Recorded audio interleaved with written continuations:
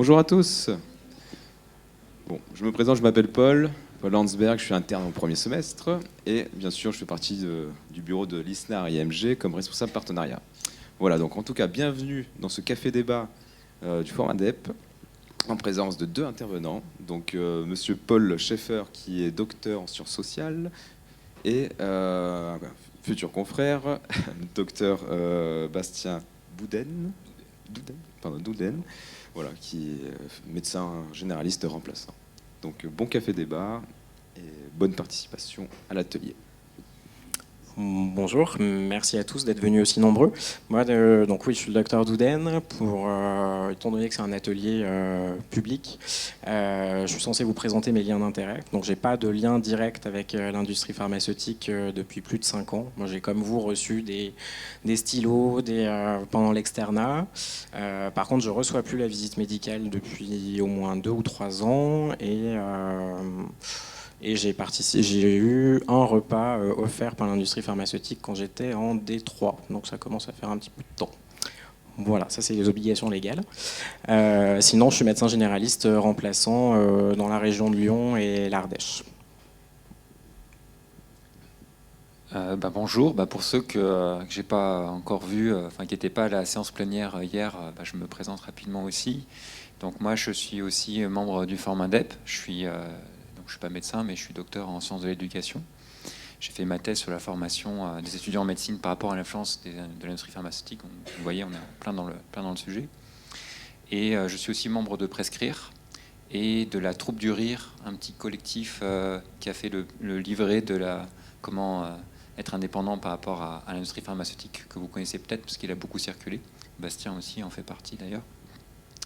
Voilà pour les présentations. Alors, le café débat, ça va être assez participatif, en tout cas pour la première partie. Ce qu'on vous propose, c'est de faire ce qu'on appelle un débat mouvant. Donc, pour celles et ceux qui ne connaissent pas, on va vous proposer différentes phrases, affirmations ou questions, et on va vous demander de vous positionner dans l'espace en oui ou non. Sur cet espace-là, on va imaginer qu'il y a une ligne au milieu, que d'un côté ça sera le oui, d'un autre côté ça sera le non. Et l'idée, ça sera de bouger, de se répondre les uns les autres pour essayer d'explorer un peu notre sujet. La deuxième partie, on visualisera certaines vidéos qui ont été enregistrées par un médecin généraliste qui a une pratique un peu particulière. Et l'idée, ça serait de continuer nos échanges là-dessus. Voilà, alors, la deuxième chose dont je voulais vous parler, c'est que pendant le débat mouvant, ce qui pourrait être intéressant, c'est que vous êtes assez nombreux, plus que ce qu'on avait envisagé à vrai dire. Est-ce que vous connaissez les signes de communication non violente? Ouais, donc ça c'est avec les deux mains. C'est je suis d'accord, donc ça peut permettre, au lieu d'applaudir ou de dire oui, moi je suis d'accord avec ce point de vue, c'est de montrer une approbation de cette manière-là. Au contraire, le point levé de ce côté, ça serait plutôt de dire que je ne suis pas d'accord, quitte à pouvoir réagir directement si vraiment vous êtes interpellé par les propos de la personne que vous avez en face de vous. Ce signe-là, ça serait plutôt on s'écoute, parce que justement, il y a un peu trop de brouhaha. Voilà, on va rester sur ces 3 signes-là, c'est bon, je suis d'accord, je suis pas d'accord. Tout à l'heure, pour celles et ceux qui étaient déjà là, on vous a demandé un petit peu de réfléchir à quelles étaient vos attentes par rapport à cet atelier. Est-ce que vous voulez prendre la parole et dire un petit peu ce que vous attendez de ça, pour qu'on essaye de se caler un peu mieux sur ce que vous attendez de ça? Si vous voulez, je vous donne le micro.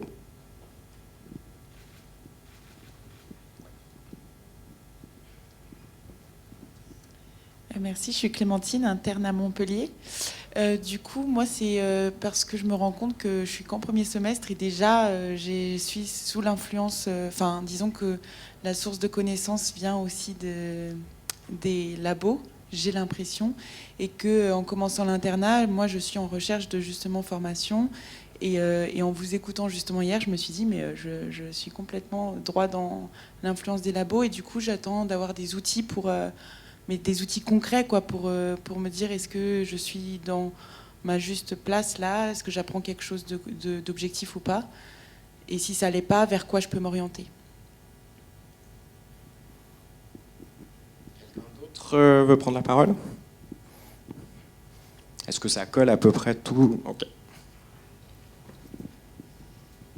Bonjour Gaëlle, je suis interne à Brest. Moi j'ai plutôt une question, finalement je me rends compte que des fois quand on n'entend jamais parler de nom de molécules, on se retrouve en médecine générale et les gens vous nous demandez qu'est-ce que vous me conseillez.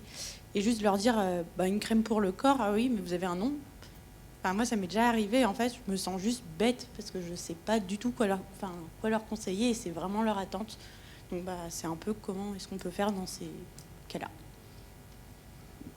Ok, donc ta question, c'est plutôt qu'est-ce qu'on peut faire quand on ne sait pas, quoi. Comment on gère l'incertitude en médecine générale? Oh, grosse question. Quelqu'un d'autre qui voudrait prendre la parole? Ou est-ce que ça correspond à peu près à vos attentes, d'avoir des outils en pratique quotidienne pour... Est-ce que aussi vous avez vécu des situations problématiques que vous n'avez pas bien vécues, vous n'avez pas su vraiment bien gérer, dans un médical, avec un supérieur hiérarchique, je ne sais pas, mais en tout cas, cette situation-là, ça peut être aussi l'occasion de débriefer ensemble. Ouais, ça peut être le moment d'en parler. Bonjour, Jérôme, je suis interne en premier semestre à Tours. Moi, j'aurais voulu savoir quelles étaient un peu les méthodes, les techniques utilisées par les laboratoires pour nous influencer. Dans un but très simple, les connaître pour mieux les identifier et essayer de m'en affranchir un maximum. Voilà. En fait, là, on se disait là, avec Bastien que c'est déjà vachement important, là, tout ce que vous dites. On va peut-être déjà consacrer un temps sur ça, avant de vous inviter à plus vous exprimer et à participer. Je rebondis directement sur la dernière question, puis on viendra aussi avant, sur les questions d'avant, quoi. En fait, les stratégies sont vraiment multiples. Je trouve que les plus efficaces, en fait, c'est que depuis, vous savez sans doute que là, depuis les années 90, la médecine est passée dans l'evidence-based medicine, donc la médecine fondée sur les preuves, qui avait pour vocation justement de sortir de l'opinion un peu de l'expert du médecin et de se baser sur des preuves plus solides en faisant des essais cliniques et d'avoir quelque chose de plus robuste statistiquement, etc., quoi. Sauf que les essais cliniques, ça coûte cher, que ça prend du temps à les réaliser, que les pouvoirs publics n'ont plus d'argent ou ne veulent plus consacrer d'argent à la recherche médicale et tout ça. Donc, qui c'est qui se sont embarqués dans la brèche? C'est les firmes pharmaceutiques parce qu'elles ont l'argent. Et aujourd'hui, il y a 60% des essais cliniques dans le monde qui sont financés par l'industrie pharmaceutique, et même plus que ça, ils sont pilotés par l'industrie pharmaceutique, c'est-à-dire que c'est, on va dire, des essais cliniques polycentriques, et donc ils délèguent à des entreprises lucratives qui s'appellent des CRO, de Contract Research Organization, qui, elles, enrôlent des patients, qui font souvent du travail qui est très critiqué parce que justement il n'est pas toujours très très bien fait, mais c'est pas grave, en tout cas il y a un très très large nombre de patients qui est dans l'essai clinique. Et on sait aussi par tout un tas de sources, quoi, notamment aussi des procès qu'il y a eu aux États-Unis qui ont révélé des documents internes aux firmes ou d'autres choses, que en fait, les firmes, après, collectent ces données, ont posé d'abord des bonnes questions dans le sens qui les arrange, vont écarter des données, vont même faire disparaître des données, ça s'appelle le lissage de données, qui ne vont pas trop dans leur sens. Ah, il y a eu un cas de suicide, ça ne nous arrange pas trop, hop, il n'y est plus. Malheureusement, ça, c'est des choses qui existent. Ça, donc, ce qui a été pas mal fait aussi, c'est... alors aujourd'hui, toute firme pharmaceutique qui veut faire une étude est obligée de la déclarer en amont, de dire moi je vais faire cette étude sur tel médicament de telle phase, ce qui n'était pas le cas avant. Donc en fait, avant, s'ils faisaient une étude dont les résultats leur plaisaient pas, pouf, elle était mise de côté. Et elle apparaît nulle part, en fait, elle a été faite, elle a été financée, mais vu que le résultat est négatif, on n'en aura jamais connaissance. Ça, maintenant, c'est plus possible aujourd'hui. Oui, parce que pour avoir une autorisation de mise sur le marché, il faut qu'à la FDA, par exemple, il faut qu'il y ait 2 essais cliniques qui soient positifs, qui montrent vraiment un intérêt statistique, un petit peu, mais un intérêt pas statistique par rapport à placebo. Mais s'il y a 2 essais, mais il y en a 10 qui sont négatifs, mais que même si la firme en fait ne présente que les 2 essais positifs, ça passe. Donc il y a des biais comme ça qui paraissent vraiment pas logiques, incompréhensibles, mais c'est comme ça que ça marche en tout cas actuellement, quoi. Il y a plein d'autres, il y a plein d'aspects, ça c'en est un. Il y en a juste un autre que j'aimerais dire qui me semble très très important, c'est est-ce que vous avez entendu parler du ghostwriting? Est-ce que ça vous dit quelque chose? Je vois des têtes qui disent oui. Bon, le truc, c'est que en fait, il y a des agences spécialisées qui écrivent des articles scientifiques qui sont le plus souvent payés par les firmes pharmaceutiques. Donc, elles écrivent un article en faveur d'un médicament et après, elles l'envoient aux professeurs, la plupart du temps les grands professeurs de médecine, qui sont surchargés, mais qui ont quand même besoin de publication, ou de toute façon pour leur carrière, c'est toujours bien la publication pour monter justement dans leur carrière, et ils ont juste à poser leur nom. Et ça, les derniers chiffres qu'on a, c'est que entre 20 et 40% des articles publiés sont ghostwrités. Donc c'est pas juste un article de temps en temps, quoi. Donc ça, c'est... Ou alors, c'est une vraie publication scientifique, mais fait par des scientifiques qui ont moins de renom, et de manière à ce que la publication soit acceptée de manière plus positive, ils vont demander à ce qu'on va appeler un Key Leader Opinion, soit un grand chef de service, ou alors quelqu'un qui va avoir une certaine influence, qui est connu dans les médias, qui est connu des autres médecins, de pouvoir apposer son nom sur cet article auquel il n'a absolument pas participé. Ça peut paraître assez hallucinant, mais ça existe vraiment. Surtout pour des raisons de carrière ou des raisons politiques. Voilà, donc en fait, vous imaginez bien que si la science en amont en fait, est déjà dévoyée, après énormément de décisions, après, que ce soit dans les recommandations de bonnes pratiques, dans les décisions politiques, dans les pratiques des médecins, malheureusement peuvent être biaisées dans un sens différent de celui d'intérêt des patients. Donc ça, c'est... Après, il y a plein d'autres techniques. Ça, c'est la partie qui souvent n'est pas vue par les médecins, parce que souvent on parle des croissants, données, etc., et que je ne vais pas être influencé par un croissant, même si justement les études montrent que si. Mais les gens se sentent invulnérables par rapport à ça très souvent. Mais il y a énormément d'autres stratégies en amont qui sont invisibles de la plupart des médecins, qui aussi concourent à orienter la décision médicale. Est-ce que ça répond à... Déjà, ça donne des éléments à ta question? Ouais. Après, du coup, pour ta question à toi, et de te sentir déjà embarqué un petit peu avec cette influence, de toute façon, c'est justement une évidence malheureusement que les laboratoires ont un intérêt à essayer de créer des contacts avec vous le plus tôt possible, même déjà quand vous êtes externe, a fortiori quand vous êtes interne, parce que là vous êtes prescripteur, et que vous allez les voir souvent dans les services, où vous allez être invité à des repas avec un leader d'opinion, ou différentes choses, ou une aide à la publication d'un article scientifique. Enfin, il y a plein de biais différents, quoi. Alors comment éviter ça? Déjà, je voulais vous faire passer ce message aussi, que vous avez des droits, c'est-à-dire que vous avez sans doute entendu parler de la charte éthique de la conférence des doyens, qui a été écrite en 2017 et qui est votée à peu près dans toutes vos facs. Enfin, il n'y a que 3 ou 4 facs où elle n'est pas encore votée, mais je crois que ça va bientôt être le cas. Et dans cette charte, il est écrit que déjà vous avez un droit de réserve de ne pas participer au staff labo, et qu'il n'y a pas de sanction, il ne devrait pas y avoir de sanctions contre vous. Donc malheureusement, c'est souvent qu'il y a encore des pressions pour vous faire participer à des staff labos, mais vous pouvez vous appuyer sur cette charte pour ne pas y participer. Dans cette charte, il y a aussi écrit que vous ne devez pas rencontrer les visiteurs médicaux dans les services, seuls. Donc ça fait partie des choses c'est important que vous sachiez, parce que vous pouvez vous appuyer dessus déjà pour...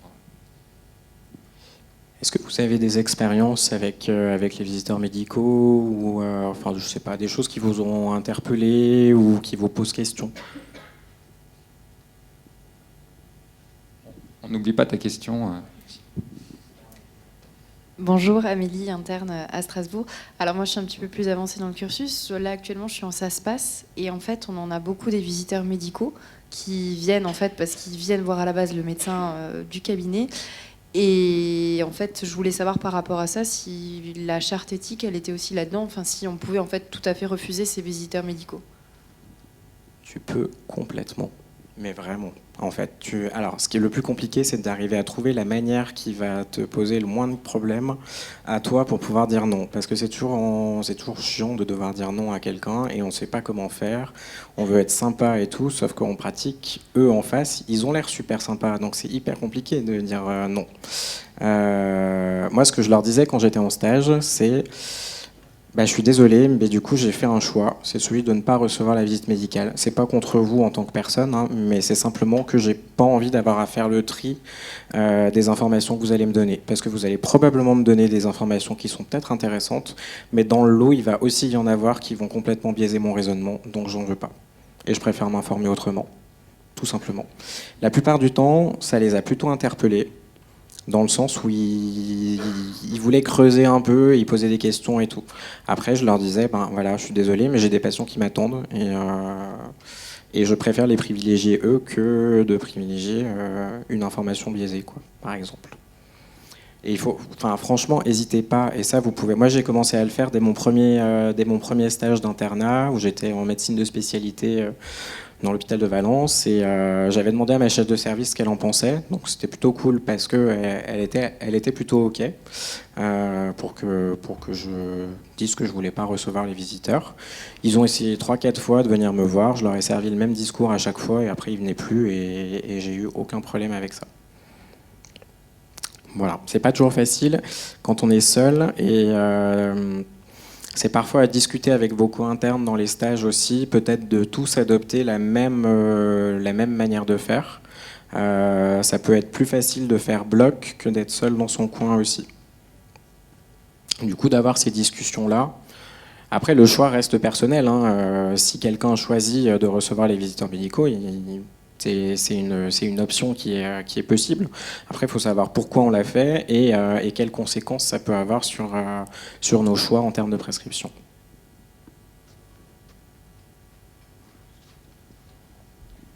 Tu voulais prendre la parole aussi ? En fait, c'est ça qui m'embête beaucoup, c'est que dans plein de stages, quand je passe, il y a des visiteurs qui passent, ou moi je dis bah non, je veux pas les voir, et personne ne comprend.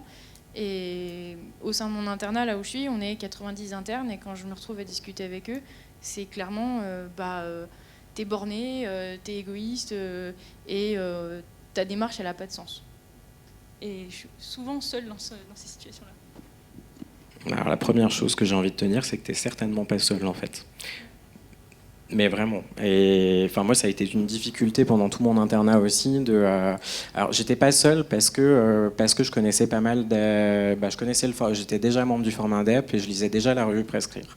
Et ces deux outils-là, qui étaient ceux que j'avais connus quand j'étais externe, ça me permettait de savoir qu'en fait, j'étais pas vraiment seul parce qu'il y avait des articles scientifiques et des papiers qui corrélait l'opinion que j'avais.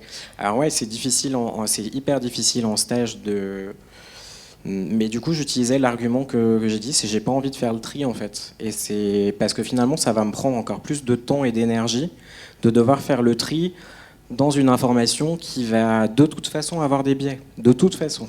C'est pas un discours d'information ou de formation, c'est un discours marketing.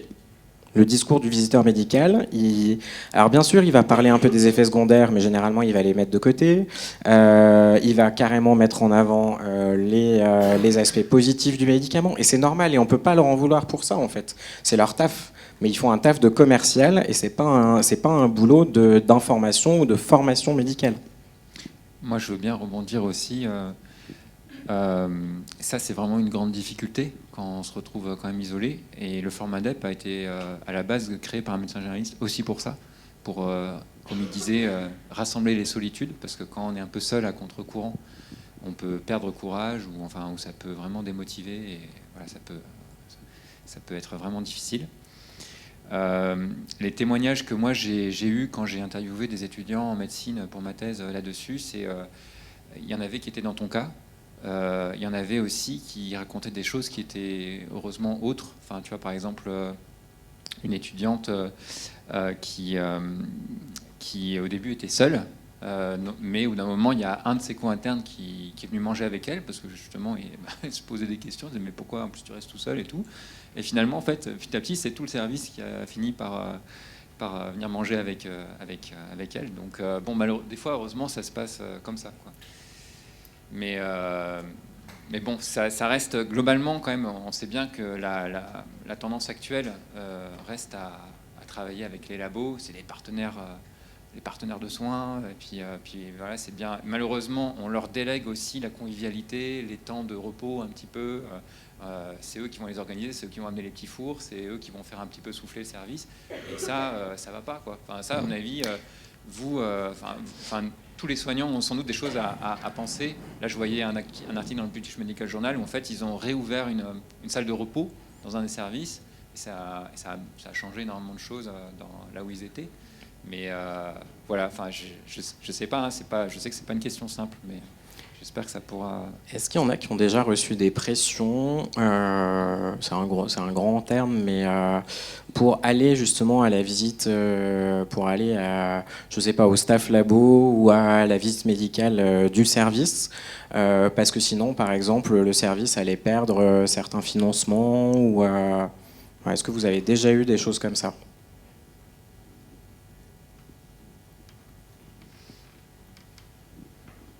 Ben, au final, dans le milieu hospitalier, oui, très fréquemment. Alors moi, personnellement, à 2 reprises, où il y en a une, le laboratoire pharmaceutique finançait la rénovation des locaux de pédiatrie. Donc en fait, on nous a clairement fait comprendre que même si on venait pas, il fallait qu'on signe le papier de présence. Donc ça, j'ai trouvé inadmissible. Mais en même temps, ils jouent sur le côté, oui, mais vous regardez le beau service de pédiatrie, c'est grâce au laboratoire. Donc c'est très compliqué, et ils jouent beaucoup sur cette culpabilité. Et la deuxième fois, c'était... en fait, tout simplement, dans un staff où le laboratoire avait présenté. Et en fait, à la fin, le laboratoire dit je peux faire venir un autre expert génial de la spécialité. Tiens, midi, ça vous arrange bien. Ah, il y aurait le repas. Et donc, du coup, il y a quelqu'un qui dit il y a les internes. Donc, le repas sera pas possible. Et donc, en fait, après, le chef dit oh, mais on s'en fout. Et j'étais la seule à dire non, en fait, on s'en fout pas. La loi a changé par rapport à ça. Et le plus difficile, c'est qu'il a pris mes autres co-internes, en fait, en disant mais est-ce que ça vous dérange ? Et donc, en fait, j'avais l'impression d'être la seule emmerdante du service à vouloir poser ces questions-là. Et, après, au final, on m'a coupé court, j'ai pas pu argumenter, mais en fait, même de savoir que quelqu'un puisse penser autrement que le chef de service, c'est des fois très compliqué. Est-ce que vous avez été dans ces situations-là, ou est-ce que vous voulez en parler ? Nous, on a aussi été un peu confrontés à la même situation. On était interne avec mon voisin de droite là, en pédiatrie. Et il y avait en fait pareil des staffs chaque semaine financés par les laboratoires. Et donc on a dit que pareil, on ne voulait pas assister parce que c'était au cours de repas. Et en fait, on a été assez moqués par les médecins eux-mêmes qui disaient oh mais non, pas du tout, on n'est pas du tout dépendant des labos, nous, pendant qu'il était en train de se goinfrer vraiment littéralement avec des petits fours, quoi. Et du coup, ce qu'on avait fait, en fait, on avait pris le parti d'aller quand même au staff, mais en refusant de manger. Voilà, on s'était dit qu'on adoptait cette attitude pour ne pas faire non plus ceux qui refusent tout. Donc on a quand même eu accès à l'information. Mais c'est vrai, quand je vois votre phrase, nous souhaitons développer l'esprit critique. En fait, est-ce que refuser absolument de recevoir tous les labos, en fait, comment on fait du coup pour développer son esprit critique si on refuse l'accès à cette information-là ? Effectivement, c'est hyper chronophage de critiquer toute l'information, mais du coup, qu'est-ce que vous proposez concrètement pour avoir un esprit critique ? J'ai envie de te poser une autre question, c'est durant toute ta formation, le savoir que tu vas emmagasiner, il vient d'où ? Et il vient de qui ?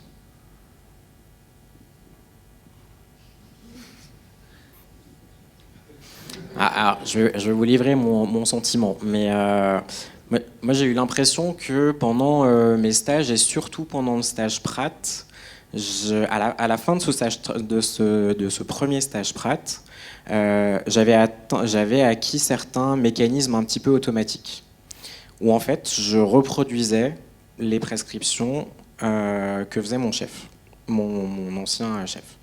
Et en fait, à un moment donné, ça m'a interpellé. Je me suis dit, mais pourquoi tu prescris toujours ça ? En fait, j'en savais rien. Enfin, si, je savais, c'est parce que lui, il le faisait, mais c'était basé sur Peanuts, à part son expérience à lui. Son expérience à lui, elle est importante, elle est intéressante, mais c'est pas la mienne. Et tu peux choisir de faire. Du coup, tu vas avoir de toute façon des infos. On a tout un tas d'informations dans notre tête qui sont issues d'une forme de mimétisme de la pratique des autres. Ça, c'est en partie influencé par l'industrie. Si, mettons, on prend des vieux médecins qui ont toujours été en contact avec l'industrie pharmaceutique, il y a quand même fort à parier que leur manière de faire, elle ait été très influencée par l'industrie. Donc, dans tous les cas, tu vas avoir des avis pluriels simplement en discutant avec tes collègues. Et c'est pas parce que tu choisis de ne pas être en contact avec l'industrie pharmaceutique que tu ne seras pas en contact avec l'industrie pharmaceutique. Parce que tu vas l'être dans tous les cas par tes collègues qui, eux, n'auront pas fait les mêmes choix que toi. Ça ne veut pas dire qu'il faut que ça fasse bader tout le monde. Simplement, après, on peut faire des choix en conscience et réfléchir certaines décisions. Oui, moi c'est un peu comme ça aussi que je voudrais répondre. Ça me fait penser un peu à des débats qu'il y avait eu dans l'arène des médias, où en fait il y avait un sociologue contestataire, Pierre Bourdieu, qui était en opposition avec l'ensemble un petit peu du chorus médiatique de son époque sur certaines questions. Et en gros, quand il demandait à intervenir à la télévision, lui, sa condition, c'était qu'il intervenait, mais tout seul. Parce qu'il disait, mais en fait, les autres opinions, on les entend à longueur de temps. Donc ils ont un temps médiatique tellement fort, ils sont déjà tellement ancrés dans les têtes parce qu'on les entend tout le temps, que moi, quand j'interviens, je veux avoir du temps pour pouvoir développer, parce que je ne peux pas en 2 minutes développer ma pensée, tu vois, par rapport pour opposer les arguments d'en face, quoi.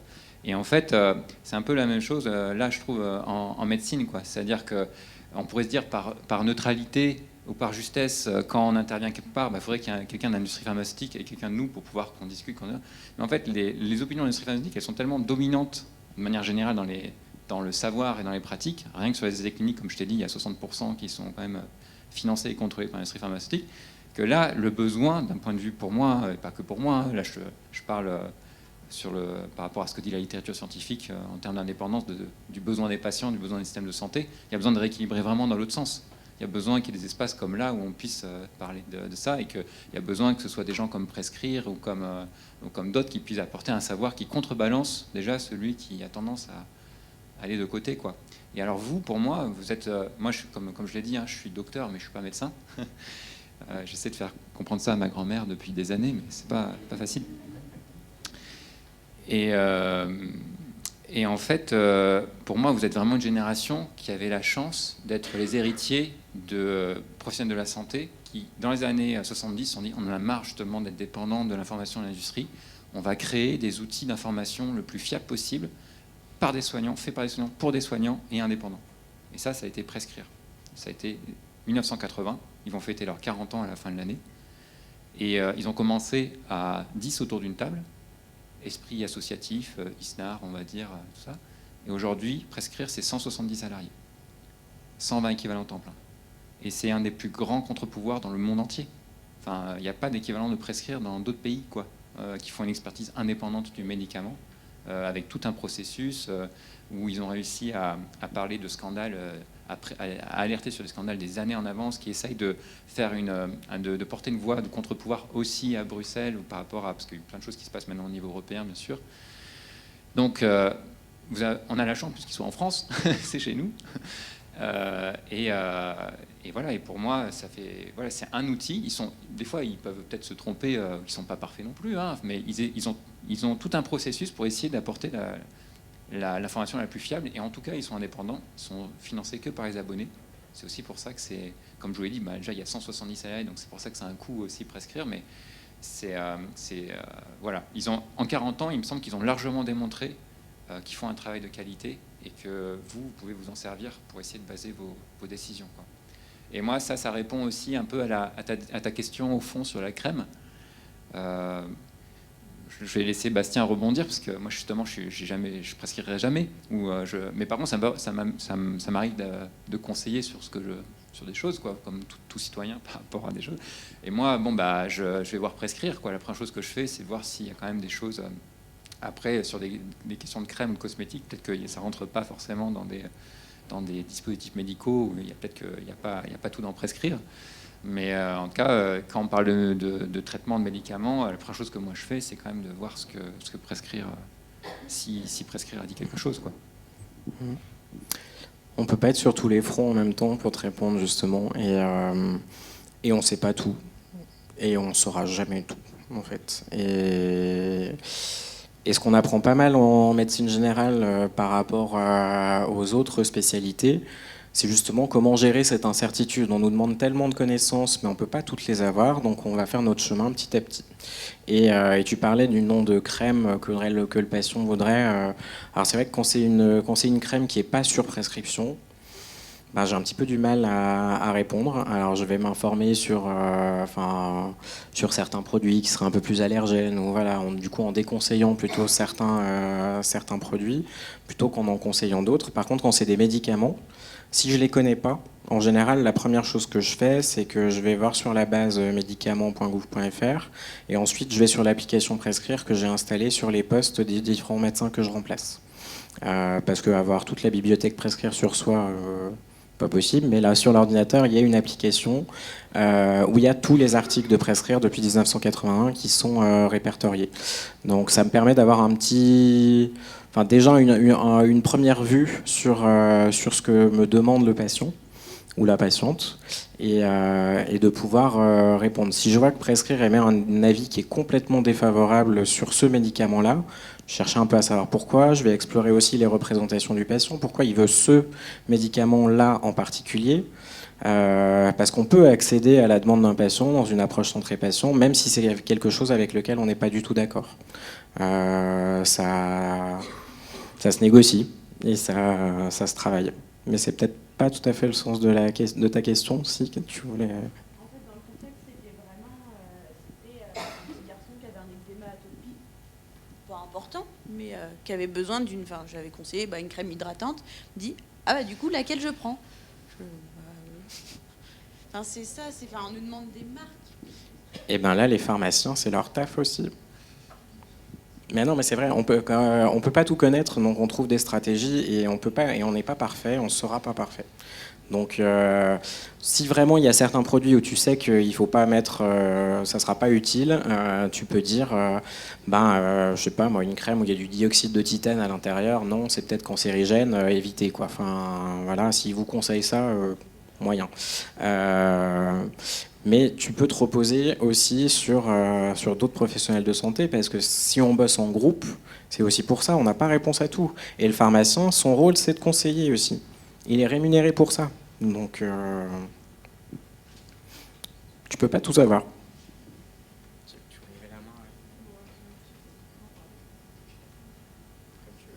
Ouais, moi je suis un peu embêtée. Enfin, j'ai rien contre les pharmaciens spécialement, mais moi j'ai vécu un stage où ça se passait pas bien du tout avec la pharmacie d'à côté, où on avait des patients CMU ou des patients qui sont en réelle difficulté financière parfois, où on réfléchit vraiment la balance de leur prescrire certains médicaments, parce que des fois on sait qu'ils n'ont pas les moyens et qu'ils ressortent de la pharmacie avec 75 balles de médoc, dont des trucs qui n'ont pas de sens, parce que le pharmacien, alors peut-être le préparateur plutôt, mais leur ont conseillé « Ah mais ça va être super bien pour tout l'hiver, vous allez être protégés ».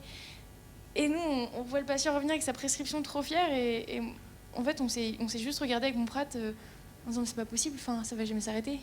Et j'ai vécu 6 mois où c'était tout le temps comme ça, et on voyait plein d'achats. Et c'est compliqué parce que du coup, on a envie de rester, pas prescripteur, mais conseiller des marques, dans le sens où on est sûr que le patient ne sera pas mis en défaut. Et c'est toujours difficile d'évaluer cette balance. Est-ce qu'il y en a d'autres qui ont déjà été confrontés à cette situation ? Oui, surtout dans tout ce qui est pathologie bénigne, les petits rhumes d'hiver et autres. Il y en a beaucoup qui vont directement à la pharmacie parce qu'ils savent que effectivement un rhume ça passe tout seul, mais ils veulent quand même un petit accompagnement, qui vont à la pharmacie. Et quand ils arrivent au cabinet, parce que 5-6 jours plus tard c'est pas passé, et alors ils ont eu toute la tartinette, homéopathie, traitement symptomatique, voilà, bref, et qu'on passe à côté d'une angine, d'un symptôme ORL qui est passé inaperçu parce que le patient n'a pas été examiné. Il y a une perte de chance pour le patient, et au final il y a commerce de choses qui ne sont pas efficaces, et il y a une réelle perte de chance pour le patient. Et qu'est-ce qu'on peut faire contre ça ?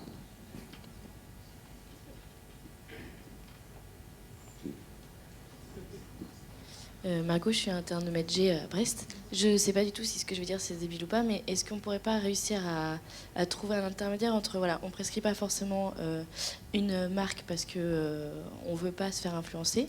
On ne peut pas non plus mettre par exemple crème pour corps parce que ça se trouve le pharmacien, on ne peut pas lui faire confiance et lui il va faire du commerce derrière. Après, à nous éventuellement de répertorier les crèmes éventuelles, de regarder sur les différentes bases médicamenteuses et de se dire, bah voilà, celle-là elle a l'air pas mal, c'est celle que je vais prescrire. Est-ce que ça pourrait pas être... Ben si, complètement. Moi, je pense que cette situation, alors là, bon, le pharmacien n'a pas réagi comme tu t'y attendais. C'est malheureux. Et ça arrive. Ça m'est déjà arrivé aussi de râler quand je vois... quand je vois qu'ils sortent avec ActiveFed, machin et compagnie, je me dis mais non, vous me jetez ça tout de suite. Voilà, on oublie. Et on redonne des conseils et on essaye de discuter. Et pourquoi vous avez voulu prendre ça? On explore encore leur représentation pour comprendre un peu quel est le mécanisme aussi qui se joue, à pourquoi ils sont allés chez le pharmacien, pourquoi ils avaient besoin de toutes ces boîtes. Et c'est vrai que la deuxième solution pour arriver à mieux conseiller et mieux choisir, de toute façon, c'est avec votre expérience et vous ne pouvez pas tout chercher d'un coup, vous ne pouvez pas tout savoir d'un coup. Donc cherchez petit à petit, je ne sais pas moi, vous dire toutes les 2 semaines, voilà, je vais faire une petite enquête, je sais pas, je passe 1 heure sur Internet et je vais chercher quel est le meilleur traitement anti-hypertenseur. Donc je vais aller voir les différents articles de prescrire, je vais aller voir ci, je vais aller voir ça, je vais me dire, en fait c'est peut-être cette molécule-là que je vais prescrire du coup. Voilà, et puis on avance petit à petit. Ne vous mettez pas la pression, franchement. Encore une fois, on fait tous des boulettes, mais vraiment. Et on peut pas tout savoir d'un coup. Donc on y va progressivement et les choses se font petit à petit. Enfin, ça c'est mon opinion. Vous pouvez ne pas être d'accord, mais.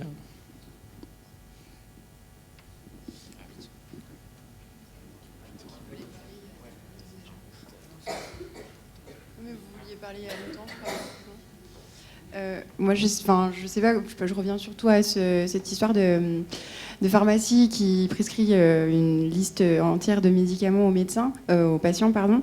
Ça fait, je suppose, partie de notre rôle d'éducateur de prévenir ça. Et comme vous disiez tout à l'heure, je sais pas, on peut pas faire ça d'un seul coup, ça peut pas se faire en une consultation, mais malgré tout, en une consultation, même si ça prend un peu plus de temps, des fois 20 minutes c'est minimum, on est obligé des fois de rabâcher, mais les patients sont contents qu'on leur explique, je trouve, et finalement ils reviennent souvent avec ils vont pas chercher plein de trucs à la pharmacie dont ils n'ont pas besoin si on leur a bien expliqué pourquoi on leur donnait ça. Je sais pas.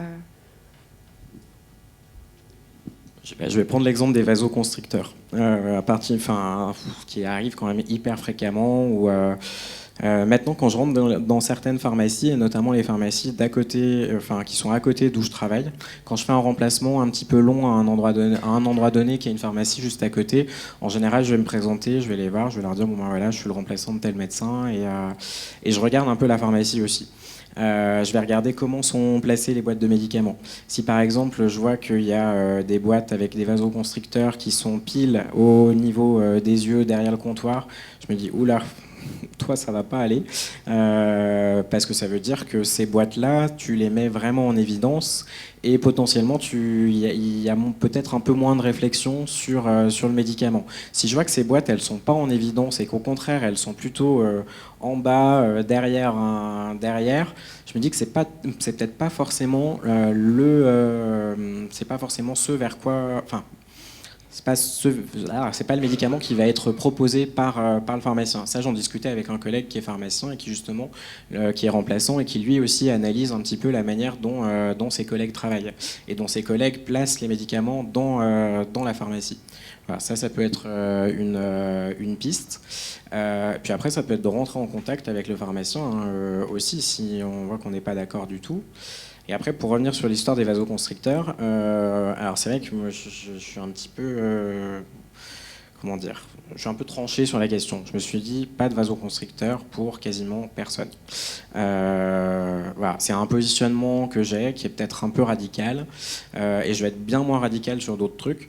Mais là-dessus, c'est vrai que et les patients le comprennent maintenant. J'ai fait un remplacement assez long où clairement, il n'y a pas très longtemps, il y a un patient qui m'a dit « Ah, puis j'ai pas pris ça à la pharmacie parce que ma femme m'a dit que vous aimiez pas du tout parce qu'il y avait un risque d'AVC ou d'infarctus.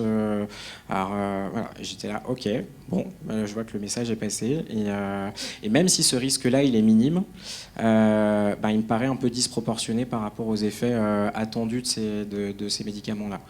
Après, voilà, c'est un positionnement que moi j'ai fait. Je peux comprendre que dans certaines situations, des médecins puissent les conseiller. Il y a plusieurs manières de faire de toute façon. Xavier, je ne suis pas interne. Pour ne pas devenir des clones, là, ce que tu disais là, avec son maître de stage, j'aimerais bien que vous nous citiez la source qui dit qu'il y a 20% de ghostwriting et la source qui dit qu'il y a eu des dissimulations de suicide dans des essais cliniques randomisés ou des choses, parce que c'est intéressant d'avoir la source du coup pour ne pas être la guerre des clones, quoi. Voilà. Par rapport à la dissimulation de cas de mortalité, je faisais référence à l'étude 329 sur l'usage de la paroxétine chez les adolescents. Donc ça a été publié dans le British Medical Journal en 2015, 2017, donc je crois que c'était 2015. Et il y a eu une conférence du professeur David Ely à Lyon il n'y a pas longtemps, fin 2019, parce que lui, il fait partie d'un collectif où en fait ils ont analysé l'essai clinique qui a conduit à une large prescription de la paroxétine chez les adolescents, qui a été publié en 2001 dans une grande revue de psychiatrie par 23 grands noms de la psychiatrie. Et en fait, ils ont mis plus d'1 an à avoir accès aux données brutes de l'essai, donc ça fait 77 000 pages. Et ils ont mis aussi 1 an à étudier tout ça, quoi. Et c'est là-dedans qu'ils se sont rendus compte des différences entre ce qui avait été mis en avant et vraiment les données brutes. Je vous invite vraiment à voir cette conférence parce que elle est sur YouTube. Hein, vous tapez David Ely, YouTube, Lyon 2019. C'est vraiment c'est un roman policier. C'est un cas d'école en fait de comment la science peut être utilisée, en sachant que ce qu'ils ont mis en évidence aussi, c'était que sur les 23 auteurs du fameux article, pas un seul n'avait écrit une seule ligne de l'étude. Enfin, ça avait été totalement ghostwrité par JSK.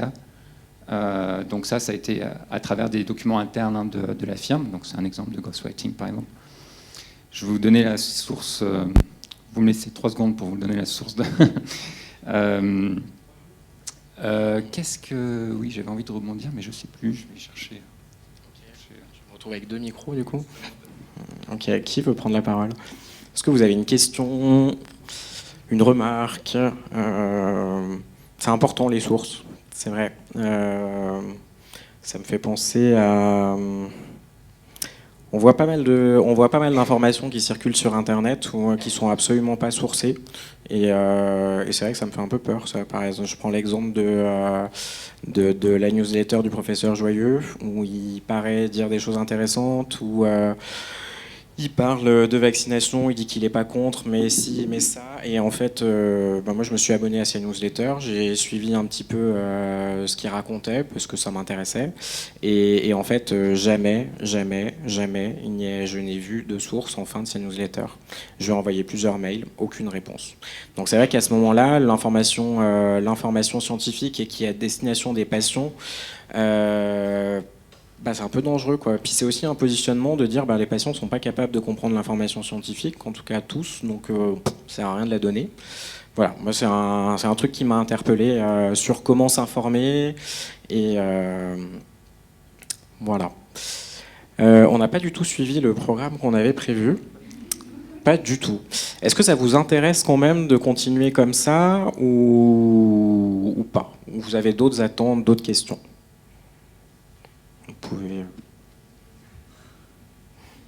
Ça vous va comme ça? On continue comme ça, sous forme de questions? Oui, non? Ça va. Oui? Plutôt oui? Il y a quelqu'un là-bas qui veut prendre la parole. J'en profite du coup pour donner ma petite source.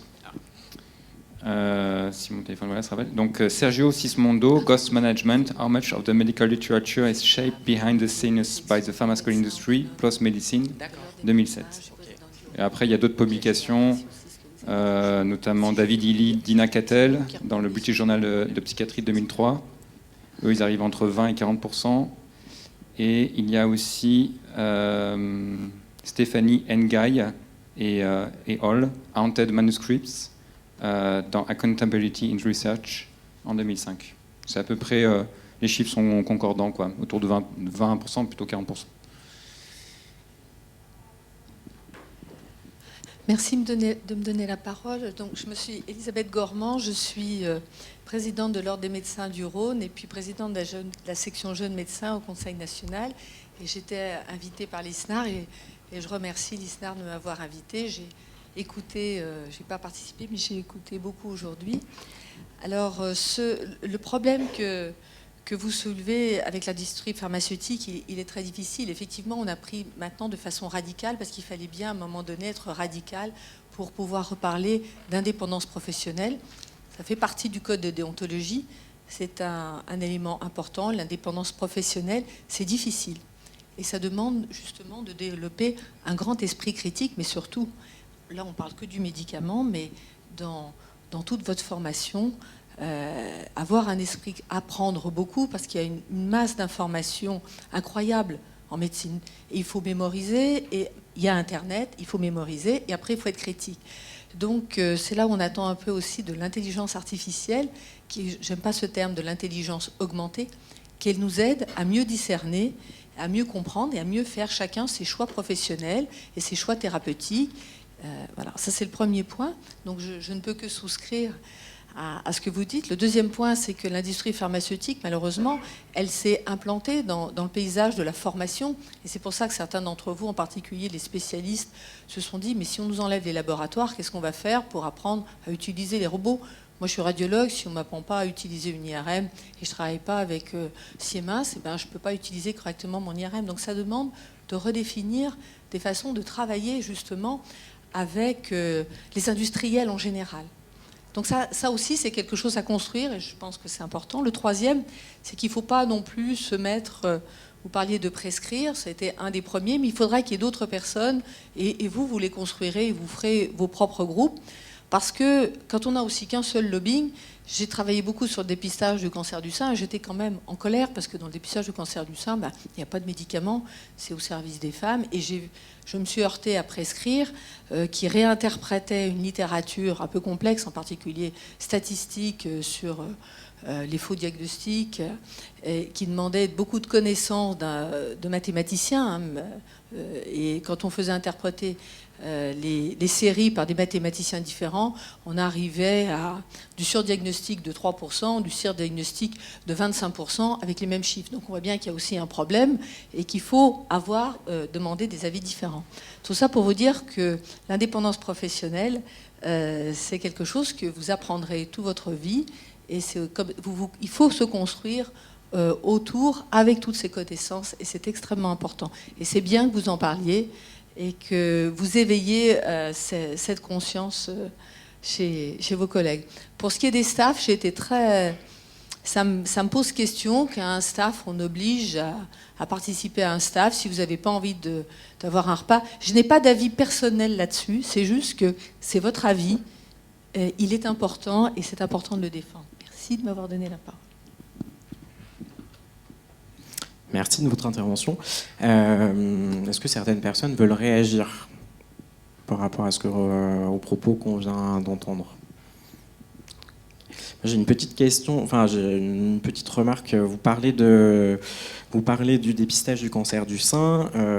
C'est vrai que prescrire prend un peu le contre-pied, mais en même temps, c'est la seule structure qui prend le contre-pied avec une association qui s'appelle Cancer Rose et avec le docteur Cécile... Oui. Voilà, alors oui, il y a un peu de militantisme dans leur approche, mais en même temps... Faut pas de militantisme. Vous avez le droit d'être militant sur le plan personnel, mais quand vous êtes professionnel, vous êtes professionnel. C'est plus le militantisme. Je me permets d'être en désaccord avec vous, parce que justement, si la médecine avance, c'est aussi... tout dépend ce qu'on met derrière le terme de militant, mais je pense qu'au départ, en tout cas, quand on prend la revue Prescrire, les 10 personnes qui ont fondé la revue, clairement, avaient une position de militant, puisqu'ils voulaient pouvoir bénéficier d'une information qui soit plus objective. Pourtant, ce militantisme-là a bien amené à des choses assez positives pour justement avoir un contre-pied vis-à-vis de l'industrie pharmaceutique. Non, mais il n'y a pas d'industrie pharmaceutique, c'est pour ça que c'est un bon... C'est faire des mammographies ou faire un test de dépistage, ou faire tel qu'il soit. Mais simplement, sans ouvrir la polémique là-dessus, mais il faut se poser des questions. Par exemple, il y a les articles, il faut que c'est contradictoire, c'est difficile de critiquer un article. Moi, on a sorti sur le Rhône exactement l'opposé. Quand on disait il y a plus de mastectomie avec le dépistage du cancer du sein, et il fallait ressortir des chiffres et montrer que c'était faux chacun. Voilà. Mais il y a du contradictoire. Moi, je vous dis simplement, il faut lire le contradictoire. Et après, vous ferez votre... Il faut accepter le contradictoire, parce que quand prescrire, il ne faut pas que ça devienne non plus comme un réseau. Quand on vit dans son réseau, on dit bien qu'aujourd'hui, le problème du réseau social, c'est que vous vivez dans votre réseau, les gens, ils pensent tous comme vous vous renforcez dans vos idées, et s'il y a des choses nouvelles, vous ne les voyez pas. Donc il faut... C'est bien, on est content d'être dans un groupe, on pense, ça c'est inévitable, mais il faut aussi savoir regarder à l'extérieur ce qui se passe, parce que le monde évolue, les choses changent, il y a de nouveaux éléments qui arrivent, les articles, c'est incroyable aujourd'hui le nombre d'articles qui arrivent à sortir. Avec l'intelligence augmentée, il y aura encore plus de choses qui vont sortir, donc ça va être, tenez-vous au courant. Oui, informez-vous et formez-vous. Mais pour autant, alors peut-être qu'il y a plus d'articles qui sortent, pourtant l'industrie pharmaceutique est un petit peu en panne d'innovation. Ça fait longtemps qu'ils n'ont pas sorti grand-chose de très innovant. Quand on regarde justement le nombre de... Et là, alors c'est une info compilée par Prescrire, mais qui ne vient pas de Prescrire à la base, puisqu'elle vient de la NSM. Quand on regarde le nombre de médicaments avec une ASMR de niveau 1 ou 2 sur les dernières années, il y en a peanuts. L'ASMR de niveau 1 ou 2, ça vous parle? L'amélioration du service médical rendu? L'industrie pharmaceutique en ce moment, elle est un petit peu en panne. Elle fait surtout des copies de ce qui existe déjà, mais en termes d'innovation, c'est pas trop ça. En génomique, si, ça va sortir. Mais c'est pas forcément l'industrie pharmaceutique. C'est pour ça que j'ai parlé d'industriel. Vous verrez. Mais merci en tout cas d'apporter ce contrepoint. Moi, comme je l'ai dit tout à l'heure, prescrire, ça reste une aventure humaine, comme on aime, comme on disait tout à l'heure. Enfin, je veux dire, c'est un groupe d'humains qui réfléchissent ensemble et ils peuvent, ils sont pas infaillibles, comme on l'a dit. Après, moi, il me semble que pour le système de santé, pour les patients, s'il y avait un réseau prescrire, comme vous disiez, je pense que ça se porterait beaucoup mieux qu'actuellement, même si après on pourrait perfectionner encore les choses, mais je crois que ce serait déjà fortement profitable en termes d'information et de pratique médicale. Après, comme on l'a dit tout à l'heure, il y a d'autres revues médicales indépendantes. Il y a Médecine, il y a Exercer, mais qui sont quand même sur des angles, des approches qui sont différentes. Vous avez la revue Pratique en bas qui est encore sur un autre angle d'approche, mais qui est là pour favoriser aussi le souffle un petit peu de la réflexion, de continuer à se poser des questions. Là-dessus, on se rejoint. Je pense qu'une des choses qui est vraiment très difficile actuellement, c'est qu'on est submergé d'informations. Vous devez courir tout le temps, vous avez beaucoup de pression. Il ne faut pas que l'indépendance, ce soit une incitation, une injonction paradoxale, où on va vous dire il faut que vous soyez indépendant, et du coup, ça devient une charge en plus pour vous. Et du coup, au final, vous n'allez pas le faire parce que vous avez déjà tellement de charges à gérer. De prendre le temps. Voilà. Donc on sait bien que c'est un exercice difficile. Après, vu que vous êtes en médecine et que il y a toute cette éthique professionnelle, c'est comment dire, des décisions à prendre pour le bien des patients et ces enjeux aussi d'influence. En tout cas, c'est pour ça que des outils comme Prescrire, peut-être qu'ils ne sont pas les seuls. Évidemment, en plus, prescrire n'est pas isolé, hein. C'est là-dessus aussi que je voulais rebondir. Prescrire se base énormément sur les travaux de la Cochrane, de la collaboration Cochrane. Ils recoupent, ils font aussi pour chaque article, ils demandent des relectures à beaucoup de gens à l'extérieur de prescrire. Enfin, je trouve ça difficilement critiquable de leur dire qu'ils sont un entre-soi, alors que justement ils essayent d'inclure le plus grand nombre de points de vue. Mais voilà. Je voulais aussi rebondir, sans qu'on crée une polémique, comme vous l'avez dit, hein, parce que là, le but, c'est quand même qu'on soit dans le partage, afin qu'on puisse sortir de ça. Moi, j'ai beaucoup de réserves par rapport à l'intelligence artificielle. C'est pour différentes raisons. Déjà, parce que on parle de l'industrie pharmaceutique, mais l'intelligence artificielle sera surtout gérée par Google ou d'autres qui sont aussi des grandes multinationales, qui ne sont pas forcément des philanthropes, et qui poseront d'autres problèmes. Il y a déjà des partenariats entre Roche et Google, ou les GAFAM, autour de ça, qui sont, je trouve, inquiétants. Quand on parle de la médecine 4P, médecine prédictive, personnalisée, préventive, etc., que Roche, c'est Roche qui l'a mise en avant, enfin, qui a commencé à populariser ce domaine-là. Avec des algorithmes, on fait n'importe quoi, comme des statistiques.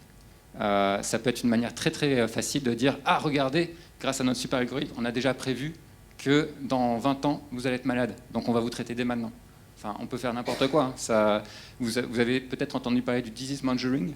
Est-ce que ça vous parle, disease mongering? Le disease mongering, on pourrait traduire ça en français par la fabrication de maladies. Et en fait, c'est une stratégie marketing employée par les firmes depuis depuis un certain temps maintenant, parce que comme l'a dit Bastien, il n'y a plus vraiment d'innovation vraiment concrète. Donc, en fait, au mieux de créer des nouveaux médicaments qui leur coûtent souvent cher, à faire la recherche, à développer, etc., et ben, ils se sont dit, en fait, ça va nous rapporter plus d'argent si on crée un besoin chez les gens. Donc, par exemple, une des stratégies, un des cas d'école de ça a été de se dire « Ah, le Viagra, ça a bien marché chez les hommes, donc on va essayer de faire un Viagra chez les femmes. » Et du coup, ils ont fait tourner l'information qu'il y avait 41% des femmes qui souffraient de frigidité, il y avait vraiment un grand problème, etc. Il y a eu des symposiums, des sexologues, etc. Et là, quelques temps après, il y avait un autre qui disait « Ah, mais nous, ça y est, on a trouvé la solution, on a un super médicament, et tout. » Et en fait, c'était un antidépresseur qu'ils avaient qui repositionné pour ça, comme soi-disant le Viagra féminin, quoi. Et ça, heureusement, il y a eu des journalistes qui ont pu éventer ça suffisamment tôt qui ont alerté et que du coup, ça a capoté. Mais il y a plein d'autres cas où ça n'a pas capoté, et notamment une stratégie de disease mongering, c'est aussi de travailler sur les seuils à partir duquel on va traiter. Par exemple, tout ce que vous entendez comme prédiabète, enfin, tout ce qui est pré aujourd'hui, et d'ailleurs ça rejoint le thème de la prévention qui pourrait paraître très noble, mais ça peut être aussi une manière pour les firmes de traiter plus tôt. Donc l'hypertension, par exemple, si le seuil baisse, peut-être que c'est à juste titre, hein, parce qu'en effet, on se rend compte qu'il fallait traiter avec un seuil plus bas, mais peut-être que c'est juste parce que l'industrie pharmaceutique a fait un super grand campagne de lobbying pour que le seuil baisse, pour qu'il y ait plus de gens qui soient traités. Malheureusement, la littérature semble dire que souvent c'est ce cas-là. Donc actuellement, pour moi, la solution, elle n'est pas du tout technique et scientifique, parce que le domaine d'information est dominé par les firmes, enfin par des intérêts qui sont commerciaux, qui vont à l'encontre des patients. Donc s'il y a plus de technologie, malheureusement, à mon avis, c'est ces acteurs-là qui l'utiliseront en premier lieu pour leur fin, et que ça ira pas forcément dans le bon sens. Donc pour moi, la source de progrès, elle est à venir des humains, et des humains, c'est nous, avec notre petit cerveau qui est faillible, mais qui a des valeurs qui peuvent essayer d'aller dans le sens des patients. Et là-dessus, je pense qu'on se rejoint. Et mince, je voulais dire quelque chose, je ne sais plus. Ça y est.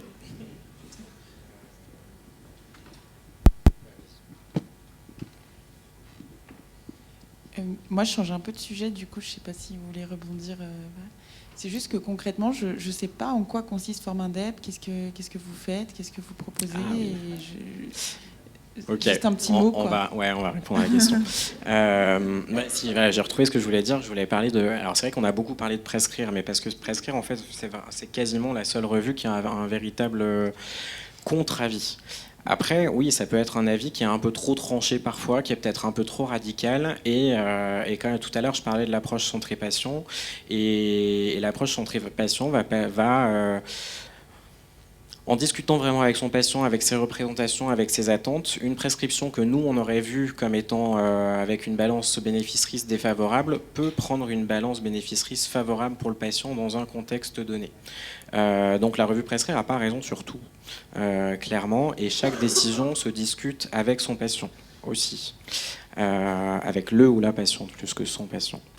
Pour revenir sur le format INDEP, alors le format INDEP, c'est une association qui a été fondée, qu'on a parlé tout à l'heure, par un médecin généraliste à la suite du scandale du Vioxx, qui était un anti-inflammatoire, anti-COX-2.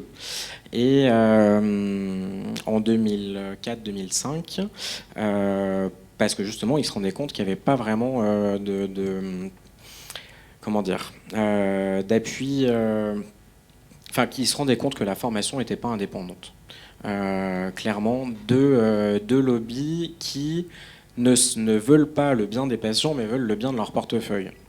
Et ça crée un conflit d'intérêts qui est majeur. Donc l'idée, avec le format INDEP, c'était d'essayer d'agir au niveau institutionnel pour rétablir un petit peu les choses dans le bon ordre. Donc le format INDEP, dans les grosses actions qu'ils ont fait dans les dernières années, c'était par exemple suite à la thèse d'un interne en médecine générale qui s'appelle Louis-Adrien Delarue, a été de faire annuler 3 recommandations de la Haute Autorité de Santé parce que les personnes qui avaient participé à l'élaboration de ces recommandations n'avaient pas déclaré leur lien d'intérêt avec l'industrie pharmaceutique. Et ouais, je te passerai. Juste parce qu'en fait, c'est pas 3, c'est 6. Et en fait, c'est pas parce qu'ils avaient oublié de déclarer, c'est parce que le président de séance, le président de groupe de travail avait des conflits d'intérêts majeurs, alors que dans le code de déontologie de la Haute Autorité de Santé elle-même, il est dit que ce n'est pas autorisé.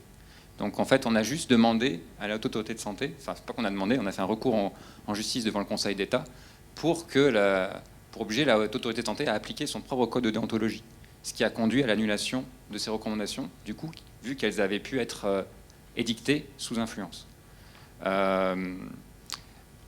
Voilà, donc en fait, le truc c'est qu'il y a énormément de choses qui ont été écrites depuis des décennies, mais comme dans beaucoup de cas, dès que c'est des sujets un peu sensibles, pour vraiment qu'il y ait des changements et dans les pratiques, dans les mentalités, ça ne suffit pas que ce soit écrit. Après, il faut souvent pousser, ou même il faut vraiment prendre des actes courageux, ou il faut aller devant la justice. Enfin, il faut provoquer des choses pour que vraiment les lignes bougent. Et donc le format INDEP, c'est un petit peu ça. C'est une association tournée vers l'action, faite de citoyens, de patients, de professionnels de la santé, de tous ceux qui, finalement, veulent une formation, une information indépendante de tout autre intérêt que celui des patients. Après, il y a eu différentes actions du format DEP dont on pourra parler si vous voulez, mais c'est...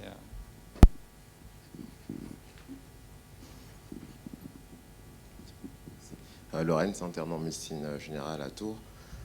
Juste une petite question justement par rapport à ça, par rapport à l'HAS qui demande que les recommandations soient faites par un groupe qui n'ait pas de conflit d'intérêt avec l'industrie pharmaceutique. Vous disiez que ça marche beaucoup par rapport à la hiérarchie dans notre système de santé, les professeurs et les leaders d'opinion. Sauf que également la recherche est en grande partie financée par l'industrie pharmaceutique, la recherche clinique. Donc les nouveaux médicaments notamment sont également financés par... Donc c'est difficile. Je ne sais pas comment est-ce qu'on peut allier justement recherche clinique et éventuellement innovation, et puis également recommandations par des personnes qui sont professeurs pour une raison, parce qu'ils doivent probablement maîtriser leur sujet. Et donc voilà, c'est justement ça, je trouve parfois difficile avec justement de ne pas avoir de conflit d'intérêt, parce que je ne vois pas comment est-ce qu'ils ne pourraient pas en avoir, vu que la recherche est financée en grande partie par l'industrie pharmaceutique. Mais je suis tout à fait d'accord avec toi. Pour l'instant, le système est un peu mal foutu, pour le dire comme ça, vu que les PUPH, c'est dans leur mission de faire de la recherche et l'enseignement et de la clinique, et que la recherche, les pouvoirs publics se désengagent de financer la recherche. Pour moi, ça devrait être de l'ordre des pouvoirs publics d'assurer le financement de la recherche ça devrait être dans le budget, un des budgets prioritaires, quoi. Enfin, le budget de la France, si je ne me trompe pas, c'est 250 milliards d'euros par an. Il me semble que voilà, déjà avec 500 millions, on pourrait faire déjà des bonnes choses en termes de recherche publique. Il me semble aussi avoir vu que, ça c'est des estimations, c'est des chiffres à prendre avec des pincettes, mais en fait, par rapport, il y a eu des députés et puis aussi d'autres personnes qui ont estimé que si, en fait, les médecins prescrivaient plus par rapport à l'état de la science, de manière justement plus fiable, plus indépendante, on pourrait faire environ 10 milliards d'économies. Donc, bon, ça c'est dit comme ça, donc c'est dans l'idéal, mais... Et puis en plus, c'est sûr que ces économies-là, ça dépend quel gouvernement on a au pouvoir, parce que si c'est de l'argent pour utiliser pour autre chose, bon bah c'est voilà. Donc il faudrait déjà qu'on ait des gouvernements qui prennent ça à bras le corps et qui renforcent les pouvoirs enfin les missions de santé publique et de pouvoir public. Des biens publics, je voulais dire, parce que pour l'instant, la logique depuis longtemps, au moins depuis les années 80, c'est de dire, bon, partenariat public-privé, nous l'État on se désengage, vous trouvez des financements ailleurs, et notamment chez le privé, quoi. Et ce discours-là, forcément, ça crée justement c'est la source de conflits d'intérêts majeurs, parce qu'on encourage les professionnels de santé et plein de gens à dire, bah, tournez-vous vers le privé, et c'est là que l'argent est. Donc Et le privé, il fait des choix stratégiques aussi. Il ne fait pas des choix dans l'intérêt des gens, puisque quand on regarde aujourd'hui les domaines de recherche, ça va être principalement sur des maladies rares qui vont toucher du monde, mais finalement peu de personnes, et sur des niches. Donc en gros sur des maladies ou des personnes touchées qui vont leur apporter beaucoup, alors qu'il va y avoir très peu de patients. Ils vont vraiment chercher la rentabilité. Par contre, sur des maladies qui vont toucher beaucoup plus de monde, la recherche elle est un peu en panne en ce moment aussi. Enfin, elle est même carrément en panne. Maintenant, ce qui sort, le médicament le plus cher au monde, il est sorti il y a très peu de temps, je ne citerai pas le nom, mais il concerne assez peu de patients et il est vendu à un tarif qui est juste hallucinant. Hallucinant. Après, je voulais dire des choses aussi. Enfin, il existe des contre-exemples, tu vois. Par exemple, en fait, il y a eu des scandales sanitaires en Italie au début des années 2000. Le ministre de la Santé s'est retrouvé en prison, tout ça. Enfin, ça a chauffé là-bas. Et en fait, suite à ça, c'est souvent suite à des scandales qu'il se passe des choses intéressantes. Bon, voilà. Et en fait, c'est malheureux. Hein. On espérerait qu'il ne faudrait pas en arriver là pour qu'il y ait des réactions. Hein, mais... Et en fait, ce qu'ils ont fait, c'est qu'ils ont pris une disposition. Ça a été de taxer l'industrie pharmaceutique à hauteur de 5% sur leurs frais de promotion, leurs frais de publicité. Et ce fonds-là, il est alloué à la recherche publique, médicale en Italie. Et en fait, ça a permis de faire plein d'études, justement comme ils avaient après, c'était de la recherche où ils pouvaient choisir eux-mêmes leur sujet d'étude et tout. Ils ont fait des trucs super intéressants, ils ont publié, ça existe encore aujourd'hui, ils ont fait une publication en 2016, notamment sur les maladies négligées, et ça a été avec des résultats vraiment très intéressants, etc. Enfin, quand il n'y a pas de contrat à rendre dans l'industrie, qu'on est vraiment libre et qu'on a les moyens, à mon avis, on a plein de chercheurs, ils attendent que ça pour faire du super bon boulot. On peut prendre un exemple qui est, je crois que c'est la morphine, qui est produite par la PHP. La PHP, c'est les hôpitaux de Paris. La recherche a été effectuée par le public et commercialisée et fabriquée par la PHP encore aujourd'hui, et ça coûte rien. Morphine, c'est moins d'1 euro la boîte. C'est de la recherche publique et ça fonctionne aussi. Alors je voudrais parler de rebondir sur quelque chose, c'est que on a parlé de 10 milliards d'économies tout à l'heure. Il y a une autre estimation de la sécurité sociale qui dit qu'on pourrait faire 10 milliards d'euros d'économies en prescrivant de manière un peu plus adaptée. Mais en fait, ces 10 milliards-là, on les fait parce que c'est le coût de la surprescription. Ce qui signifie coût des médicaments qui seront surprescrits, mais ce qui signifie aussi coût des effets secondaires et du traitement des effets secondaires. Parce que du coup, On n'a pas vraiment de chiffres sur les conséquences de l'hiatrogénie médicamenteuse en France. Il y a plusieurs études qui restent assez floues, c'est des extrapolations, des chiffres qui paraissent quand même assez importants. Moi, j'ai fait ma thèse en fait sur les... j'ai demandé à des médecins généralistes comment ils faisaient quand ils devaient renouveler une ordonnance avec laquelle ils étaient en désaccord parce qu'ils trouvaient que la balance bénéfice-risque était défavorable. L'idée, c'était de faire un état des lieux, un peu des pratiques actuelles, et de voir si les médecins généralistes s'opposaient à la prescription d'un autre médecin, quel qu'il soit, parce que justement, ils jugeaient la prescription inadaptée. Il s'est révélé dans ma thèse qu'en fait, c'était pour vous parler un petit peu de la méthodologie, c'était 4 focus group de 5 à 6 médecins généralistes, des interviews d'environ 2 heures, avec des profils assez variés, des jeunes, des vieux, des maîtres de stage, des non-maîtres de stage. Et en fait, c'est vrai qu'il y a pas mal d'attitudes possibles. On va dire qu'il y avait deux attitudes différentes. Il y en avait qui ne voyaient pas le problème, qui disaient « Ah non, mais moi, en fait, c'est hyper rare quand je suis pas d'accord avec la prescription d'un spécialiste. » Donc il n'y avait pas... où finalement, l'esprit critique était limité à est-ce qu'il y a un effet secondaire immédiat ou non, est-ce qu'il y a une interaction médicamenteuse ou non. Là, effectivement, il trouvait que s'il y avait une interaction ou un effet secondaire immédiat, il fallait arrêter le médicament, point. Mais par contre, d'envisager que le médicament puisse être défavorable, la balance bénéfice-risque du médicament puisse être défavorable parce qu'il pourrait y avoir un effet secondaire à long terme chez ce type dans un type de population particulier, c'est quelque chose qu'ils avaient du mal à envisager.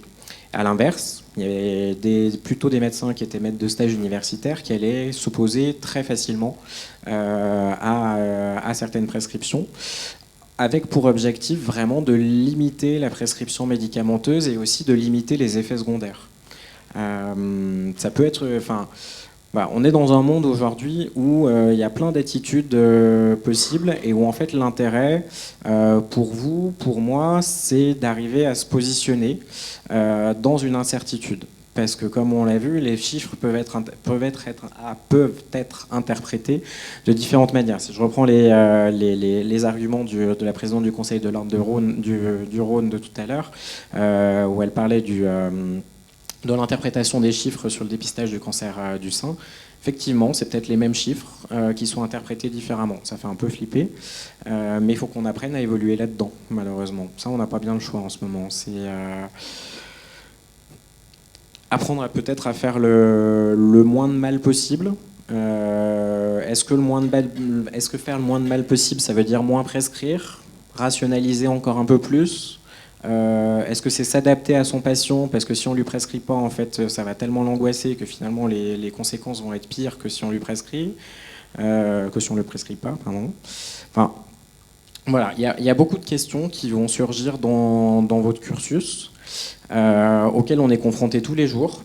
Je pense qu'il faut ma solution, ça serait plutôt de les aborder sereinement et de les aborder en groupe, c'est-à-dire de ne pas se mettre trop la pression. De toute façon, vous faites de votre mieux. Il n'y a pas de bonne réponse. Indépendance ou pas indépendance, c'est à vous de faire vos choix. Et de faire des choix qui soient en accord avec vos valeurs, avec vos propres valeurs. Après, la science nous dit certaines choses vis-à-vis de l'influence de l'industrie pharmaceutique. Maintenant, vous en avez conscience. Après, libre à vous de voir ce que vous en faites. Eh ben, peut-être qu'on va commencer à s'acheminer vers la fin avec ça. Juste pour vous dire en tout cas que oui, être seul, comme on le disait au tout début, c'est vraiment compliqué. Si nous, au format NEP, on peut servir à essayer de vous mettre en lien, ou en tout cas aussi, n'hésitez pas à nous solliciter si vous voulez organiser une conférence là où vous êtes, pour qu'on vienne et que faire des débats et tout ça, parce que quand il y a des événements comme ça qui se fait, déjà ça permet justement aux gens qui s'intéressent de venir et de créer un peu du réseau, et aussi de peut-être changer un petit peu les opinions et puis les croyances sur certains sujets. Donc n'hésitez pas. Je sais aussi que prescrire, c'est pareil, ils essayent de se rendre plus disponibles pour les étudiants, donc n'hésitez pas à les solliciter aussi. Irène Frachon, c'est pareil, alors qu'elle est quand même vraiment très très occupée. Irène Frachon qui qui est lanceur d'alerte par rapport à la question du Mediator, elle a fait une de ses priorités de témoigner, de partager ce qu'elle vit avec les étudiants. Et des fois, elle prend l'avion le matin pour aller parler aux étudiants et elle reprend l'avion le soir. Enfin, elle est prête vraiment à se déplacer. Bon, en ce moment, c'est le procès du Mediator, donc elle n'est pas très disponible, mais à partir d'avril, n'hésitez pas aussi à la solliciter. Puis rester, enfin, alors moi, je sais que c'est un truc qu'on a fait là il y a pas très longtemps avec des copains, copines, alors qu'on était remplaçants. C'était de se faire un petit groupe de pairs. Donc finalement, on a décidé de se réunir une fois par mois et d'échanger sur un cas clinique, soit de notre stage ambulatoire, soit pour un peu faire comme les GEP, mais sans avoir le format. On va écrire, mais simplement on discute. Simplement on expose notre situation, et que ce soit sur une problématique liée aux médicaments ou sur des problématiques beaucoup plus humaines ou des problématiques de communication, ça peut être hyper intéressant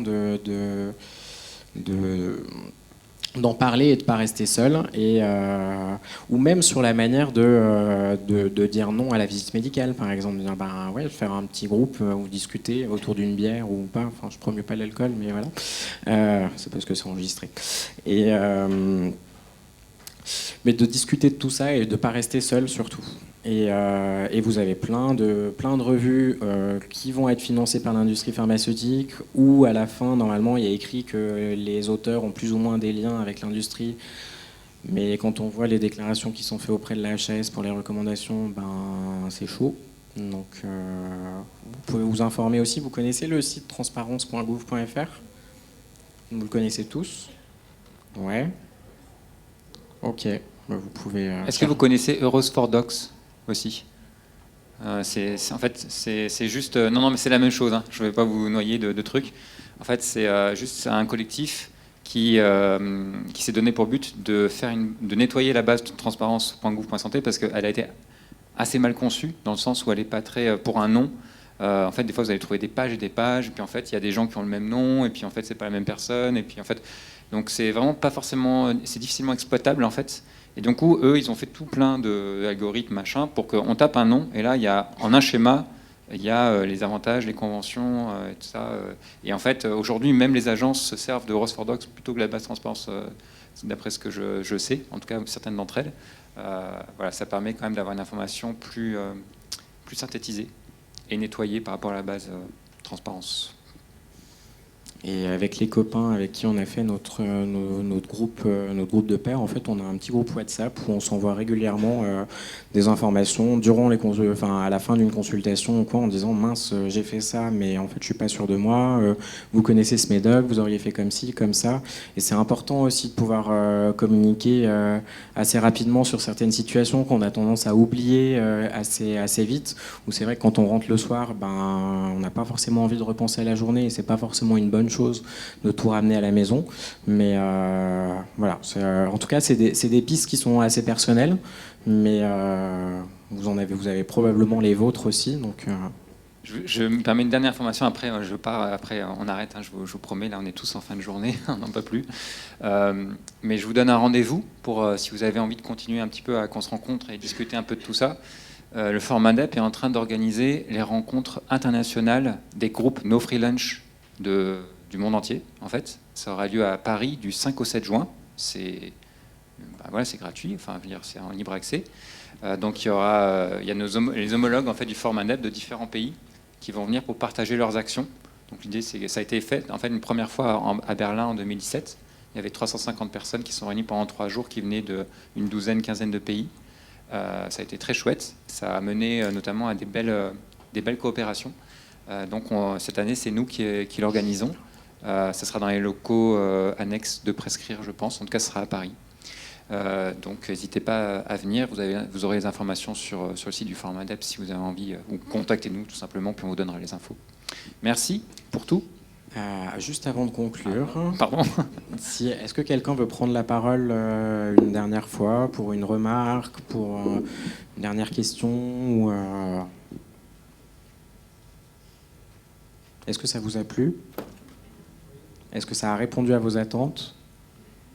Vous avez le droit de dire non. Hein. Et si ça n'a pas répondu à vos attentes, moi je vous encourage. Enfin, si vous voulez venir discuter avec nous, on est disponible. Et voilà, si on peut vous apporter d'autres clés, si vous nous avez trouvé trop radicaux sur certaines positions. Voilà, je vais laisser le mot de la fin à Paul pour à Paul de l'ISNAR. Merci beaucoup. Tout d'abord, je voulais vous remercier chaleureusement. Donc, Format Dev, c'est un de nos partenaires et ça correspond vraiment à notre philosophie, l'indépendance pour le patient, pour le service au patient. Donc, voilà. Donc, merci à vous deux, vraiment. Et petit point information. Donc, du coup, on reprend à 16h30 dans le Grand Amphi pour la remise du prix Alexandre Varnet. Voilà. Donc, merci à tous et merci à eux et bon fin de congrès. Au revoir. Et merci à vous. Merci à vous de votre participation et des échanges qu'on a eus. C'était très riche pour nous aussi. Merci.